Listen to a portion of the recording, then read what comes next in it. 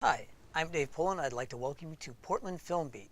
The hosts and producers of this program neither encourage nor advocate the investment of any funds in any project or financing any film or other proposal discussed by any party in this program. Tonight, my guest is Jason Sutherland. How you doing, Jason? Good, good. Satterland. Satterland. I'm sorry, Satterland. That's okay. So, tell us about yourself and where you got your training. Well, I'm a film director. My company is Big Puddle Films, and I've been doing this for pretty close to 20 years. I like to say less than 20 because it makes me feel young. Okay. But I grew up in Portland area, but I moved around the country, worked a lot in Nashville, Tennessee, working with a lot of music artists and things like that. And then up around the Northwest and doing commercials, music videos, corporate image pieces, feature films, web series. So you do commercials as well, and music videos, and feature films. Yeah. That's nice, very good. What is your current project? Right now, the project that's about to release is a project called The Record Keeper, which is, you can see it right behind my head there. There it goes, yeah, good. The Record Keeper is a web series. It is an 11-part web series. And the premise is it's the history of mankind told from the perspective of angels. So it's nice. And it's all steampunk, and it's a really really cool kind of steampunk sci-fi thing with angels and special effects. And Okay. it was I'd like you to explain steampunk a little bit because most of the audience won't know what that is. Yeah, steampunk, and I didn't know what it was when we first started, but turns out it's this huge movement, especially in Portland. Steampunk is sort of like if the information age were to have arrived in the steam era. So you have advanced technology in the Victorian age. Think Nice. Jules Verne, 20,000 Leagues Into the Sea, Around the World in 80 Days. There's always like blimps or underwater, like the Nautilus, Yes. Captain Nemo. So and if you just Google steampunk, you'll see thousands of images, and it's very, very cool. Other movies have used it, like Wild Wild West and the latest Sherlock Holmes movies. They all have steampunk influences. It's a really cool thing, and Cool. it gave our series a really fun edge to it. So this is about the evolution of man, is that what you said? It's just mankind's. It's basically Bible stories told from the angelic perspective. Okay, so what are a few things that you learned making this film? You must have learned a lot about steampunk and history of mankind, maybe, I guess? You must have done a lot of research? Steampunk just by itself, the whole reason we went with that was because we knew that the story takes place at the beginning of time. So, and it's basically Adam and Eve. That's kind of the first episode. And we ran into a real problem because we didn't know what the angels were going to wear. And we didn't want to do the white flowing robes or anything like that. We wanted a real kind of texture. So we were like, well, what kind of clothes are they in? And the episodes are all based in an angel's office because she's writing the records. That's why it's called The Record Keeper. She's keeping the records of mankind's history. She interviews angels, good and bad, on both sides of the line, and tries to get their version of events. So I take it the angels are actually dressed steampunkish? Yeah, well, we were trying to find a spot for the office, right? Okay. So we were like, what's the office look like? And what are they wearing?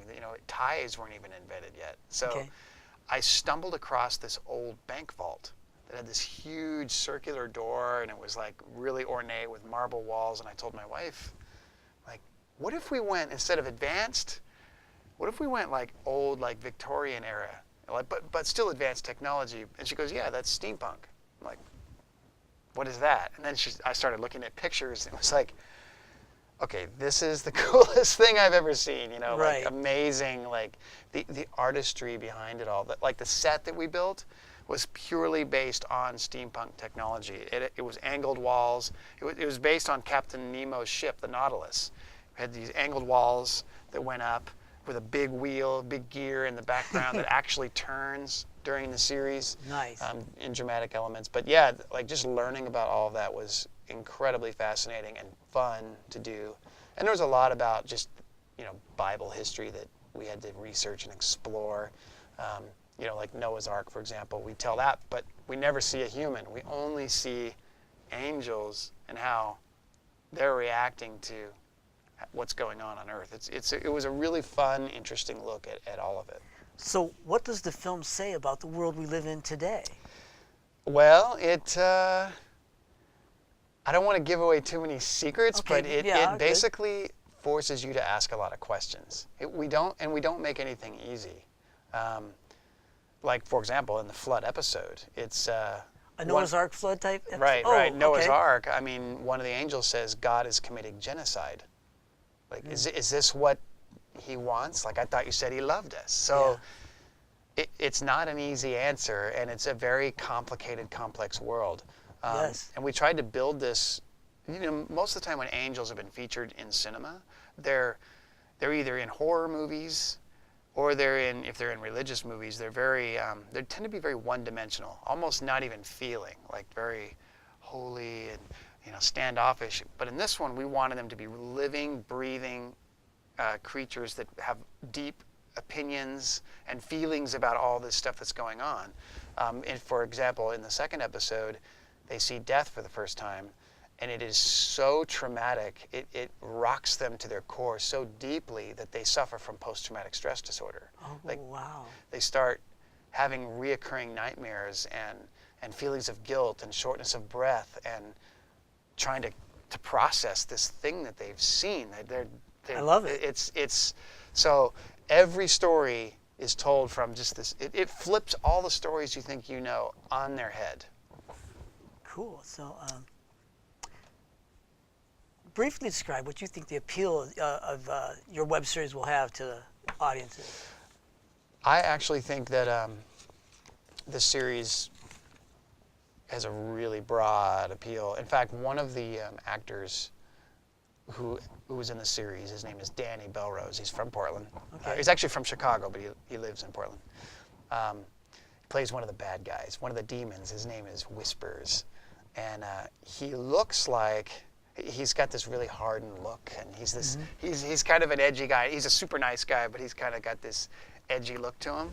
And he told me that everyone that he knows who he's shown the trailer to, the movie trailer to, everyone from his hardcore punk rock friends to his super conservative Christian friends, all of them love what they've seen and can't wait to see it. I love the trailer. Well, thank you. We're going to watch that in a little bit. What emotions do you feel your film will bring forth in viewers? I think there's heartbreak. We really wanted to show how the war of good versus evil, how heart-wrenching it actually is. So there is going to be some serious emotional impact. It's Good. there's some dark times. I mean, when, there's some real, I mean, some of the characters, the main characters that are involved, there's Raina, who's the main character, who's the record keeper. And would you name that actress so that? That was played by Lindsay Frame. Okay. Wonderfully talented actress. We want to get a couple. We Beautiful. got to give them a little, Exactly. punch up here. That's Yeah. good. And then the two other angels, Caden, played by June Suham, and Loris, who's played by Dennis Hill. Loris is a fallen angel. He's been kicked out of heaven. Caden is not, but they're best friends. So we modeled this a lot after the Civil War. So it's like you and I. Like if I had fallen and you had not, they basically are coming to Raina saying, we're going to work this out. This is just a misunderstanding. They're still friends, just like it would be in the Civil War. You know, if brothers fought each other and friends fought each other, they just happen to disagree on some different basic things. But you watch how devastating and how fractured this whole world becomes, especially as the series progresses, how their friendship literally starts to fall apart, and how they because they disagree on these few fundamental things, how it really affects everything in their lives. Wow. And we really made sure that even though the angels are fallen, they never think they're evil. So it's another way that we flip the story upside down. Like Loris, the fallen angel, doesn't think he's not evil for the sake of being evil, which is oftentimes how demons are portrayed. They're mwahaha bad guys. He's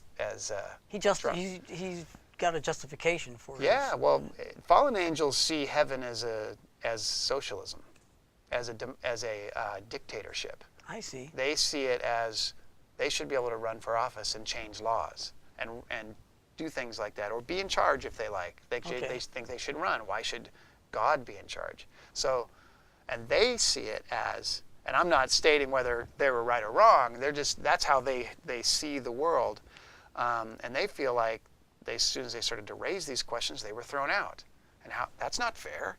So we were very careful to write these characters so that they were living, breathing creatures, which I think they are, and even up until they crucify Christ, they have justifications for it. I'm not going to tell you what those are. Okay. But you'll have to watch the series to check it out. But we really wanted them to be, to put the audience in their perspective on, whoa, I never thought about what it must have been like when mankind defects. Yeah. Like, you know, the questions of, I wonder if I'm on the right side. Okay. You know, things like that. Okay. So what are some unique opportunities with your film? I know it's a very abstract question. Well, I think this has been the best experiences of my career, hands Making down. this film? Yeah. Or this series? Good. Yeah, because I got to work with, number one, the best cinematographer I've ever met. Federico Verardi is the cinematographer on this, and the way he paints with light, and as you watch the teaser, you'll see like just the stunning image quality that he brought.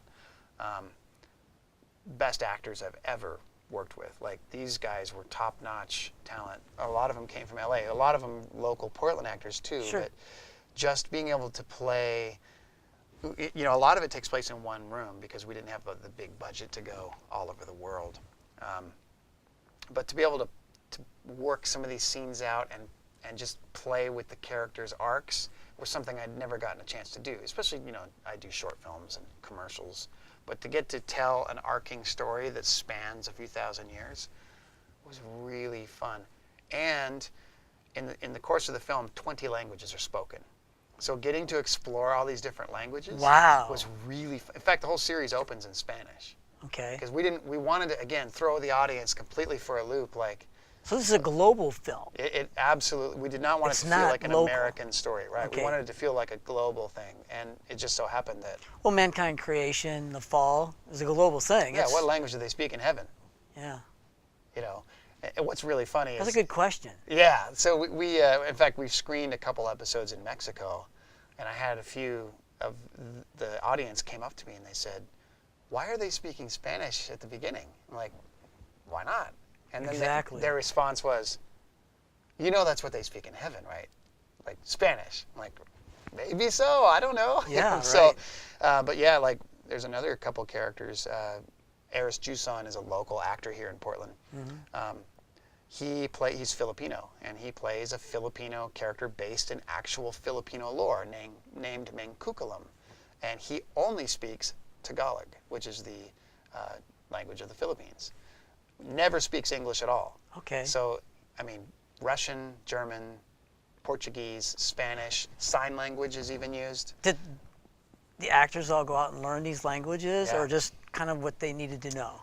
Well, Aris Juson is fluent in Tagalog, but his sister, who's also a Filipino god, played by Jillian Sophia, she plays Mana Salat. She doesn't speak a word of Tagalog, so Aris had to kind of coach her on how to say different lines. Okay, great. Some of them spoke.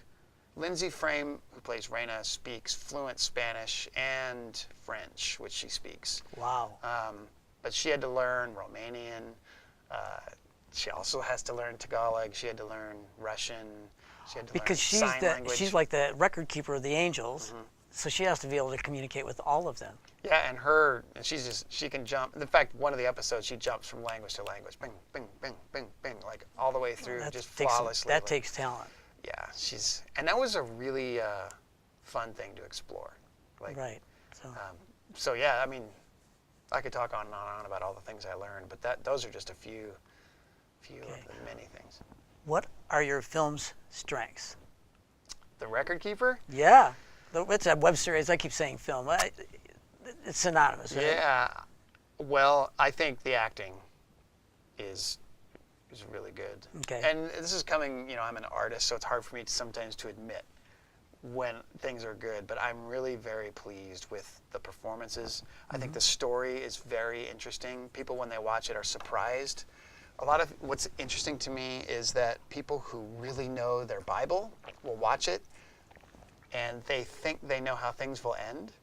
And oftentimes the episode will turn on a cliffhanger, and they'll go, I did not see that coming, even though they know how the story ends. So I think that's a strong, good way to tell a story. Also, artistically, with the production design, we used a steampunk engineer out of Salem. Nice. His name is Josh Kinsey. jwkinsey'sartifice.com is his website. You should check it out. This guy builds steampunk lamps. He designed our set. And he designed a lot of he designed the reel-to-reel machine. He designed the big giant wheel. It's a 400-pound wooden wheel that sits behind the set. He built that in just a few days. Wow. And mounted it. That, I think, just the artistic value that he brought is stunning. How many episodes are there? 11 episodes. They're roughly 10 to 15 minutes apiece. And each one has a cliffhanger leading to the next? Each one ends on boom. I got to watch the next? Right, yeah. Excellent. Yeah. When does the Record Keeper launch officially? Well, we were originally scheduled to launch in February. We've had some delays with some funding issues and some visual effects we're waiting for. So it's going to be delayed. Don't have an official release. It will be in 2014.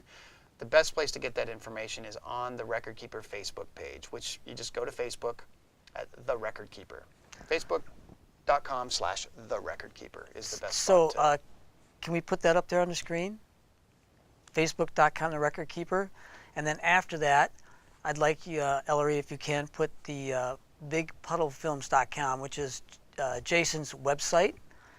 And that's it right there. BigPuddleFilms.com, and I on the and website. You can get in contact with him through that, I believe. Is that correct? Is that the best way to get a hold of you? Right. You can go to my website at Big Puddle Films, which I'll also be having information about the Record Keeper. You can follow me on Twitter, which is the same at BigPuddleFilms.com.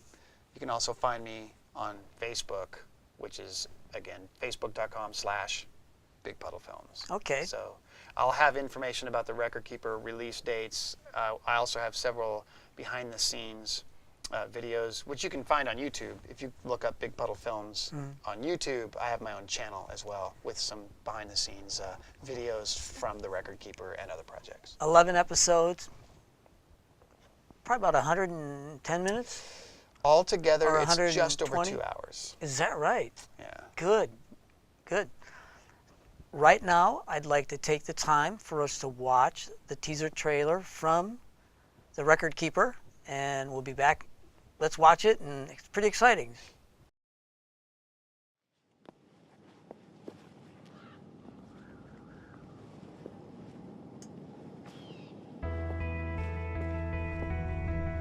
I'm sure you're wondering why you're here. I've been asked to get an accurate recording of events.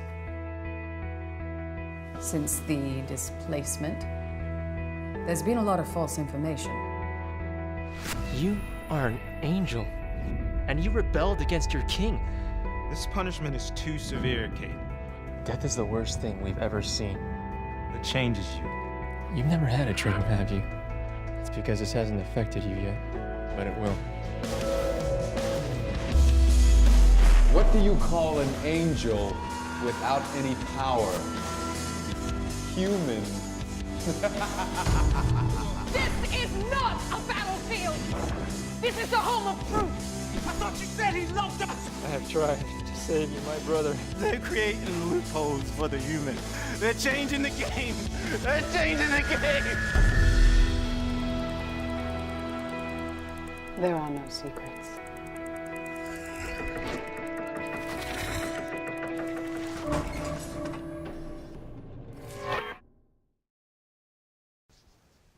Wow, that was really great.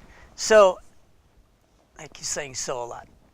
Watching her walk out on that cliff, okay, I'm not very good with heights. It gave me the heebie-jeebies just seeing it. Yeah. You should have been there. Oh, Well, what's interesting about that shot is It looks like she's a lot closer to the edge than she actually is. Okay. Because of the angle, when the camera rose up, it's looking at it at kind of this angle, so it looks like she's That's right a crane on the shot. edge. Yeah. You used a crane. That particular, my mic fell off. How many crew members were there?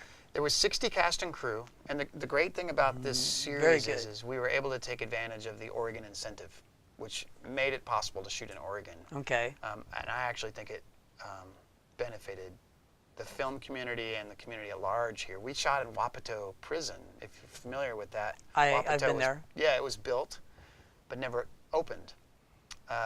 So it just It's used sits- by filmmakers Yeah. solely, I think. We built our whole set in the prison, which gave back to the state. It gave a lot of people jobs. It was really, really great. But as far as the crane shot, now that was actually shot in Arizona. We spent a few days shooting there. When I saw that, I was wondering about that Yeah, that cliff shot. we I needed. didn't. I've been in a lot of places in Oregon. I figured it could have been somewhere I haven't been, but I just was wondering about that. Yeah, we were looking for. The reason why we went there is because we were shooting in the winter, and we needed a place warm to shoot outside. So Okay. that was the warmest place we could find, and it was pretty stunning. A lot of people think it's the Grand Canyon. It's actually not. It's called Horseshoe Bend in Page, Arizona. Okay. And from what I understand, from what the park ranger said, no one had ever filmed there before. And we had a 40-foot crane. Well, it's a great shot. It was It's quite an stunning. ordeal to set up. It was a 40-foot crane, and that cliff is 1,000 feet. They said the last person, Oh, dude. they told us that the last person who filmed there, they found him in like 30-some pieces. So like, it was scary shooting there, but the shots were so, that whole scene, one whole episode takes place there, and we're moving that crane all around them. They end up sitting on this bench looking over the edge, and it's I think one of the most beautiful episodes of the series. Like, it is breathtaking. Like, Yes. it's supposed to be, well, I don't want to give it away, but it's a special place that the main character has to go. Okay. And it's episode 10. You'll have to wait for it. We're looking forward to it instead of waiting for it. So, what's next? Well, there's quite a few things. I mean, I'm wrapping up Record Keeper, just doing some visual effects, waiting on some score and sound mix and things like that. I'm also touring with. I just had a short film it was a fan film called Splinter Cell Extraction, which just won the Wizard World Comic-Con Film Festival in Portland. And because we won, the film tours with the festival. Wizard World Comic-Con is a traveling festival. It goes to 15 Okay. cities throughout the country. And so our film now is going to travel throughout. And that's Pretty spectacular. yeah. That's exciting. And right now I'm in the middle of a project where we actually create a storm. That was quite Hey, fun. Can you elaborate on that just a little bit? Yeah, we had to. The project was called The Perfect Storm, and it was built for a guy who's a speaker, and he educates families on how to raise children, like how to raise kids in today's day and age, and all the influences that are now coming in to the family. And he calls it a triple threat, a triple.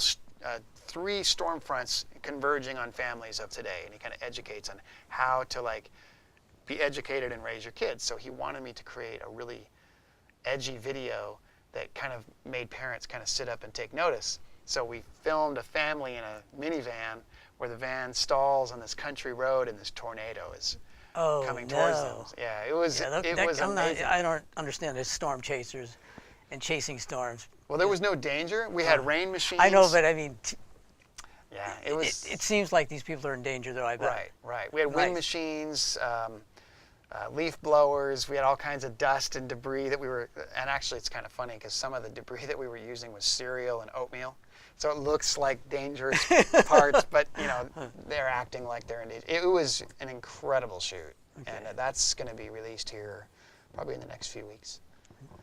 Perfect Storm is the name. Can we find out about that on Yeah, that'll be on my website. bigpuddlefilms.com? Absolutely, Okay, absolutely. cool. How do you work with actors? How much time you have? Not much left. Not much left. Okay. Here's the funny thing about actors is, as a director, you spend 90% of your time preparing for a shoot. And when I Oh, say to make preparing, it good and make Yeah. it easy for yourself, absolutely. and when I say preparing for a shoot, it's like it's all mechanical. Where are we shooting? What's the set look like? What camera are we using? You know, how many crew do we need? It's very mechanical questions. And generally, when actors show up, they show up. Well, you know, you're an actor. You show up 10 minutes before the scene, and you get to meet the director a lot of the times. And I hope they prepared. yeah, it becomes working with actors is actually tends to be the smallest part of what you do as a director, Okay. which is unfortunate because that's what the audience sees. That's the actor is the person in front of the camera, so it's Right. weird that it's flopped that way. So I've had to take a lot of classes, and I've taken a lot of acting classes myself, so I can understand quickly and how to get into the mind of an actor. So Thank you for doing that. yeah, and I've actually started teaching acting classes myself so I could practice working with them without a camera. So when I work with actors, my particular method is to pull them, not to push them. And you know, Good. I think a normal technique is to be more angry or take it up a notch or come on That's or result. cry. You know that's looking for results Right. instead of an action, Mm-hmm. and being pulled towards an action. As an actor, the results, you see results. Yeah. We don't want to see results. I find it much better, like if you're the actor, to come out from behind my camera and just talk to you one-on-one, Yep. make a connection, Good. and then oftentimes even like say it's an emotional scene, to put myself there with you.